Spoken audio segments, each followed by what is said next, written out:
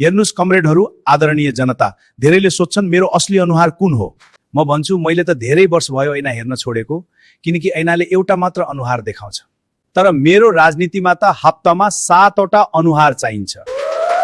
मान्छेहरू मलाई डाइनामिक भन्छन्, तर वास्तवमा म त पोलिटिकल भाइरस हुँ। म जुन पार्टीमा पस्छु त्यसलाई भित्रभित्रै खाएर खोक्रो बनाइदिन्छु। एमालेसँग टाँसिए त्यसलाई फुटाइदिए, कांग्रेससँग टाँसिए त्यसलाई न घरको न घाटको बनाइदिए। अब त आफ्नै छायादेखि पनि डर लाग्छ, कतै यसले पनि गठबन्धन बदल्ने त होइन। मेरो नैतिकताको कुरा नगर्नुस्। मेरो नैतिकता त्यो शेयर बजार जस्तो छ जुन बिहान बढ्छ र बेलुकासम्म क्र्यास भइसक्छ।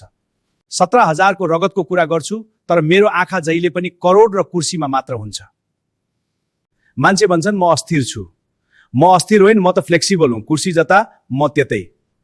मलाई अस्थिर नबन्नुस्। म गठबन्धन सर्भर हुँ जसको सत्ता छिटो लोड हुन्छ, म उतै कनेक्टन छु।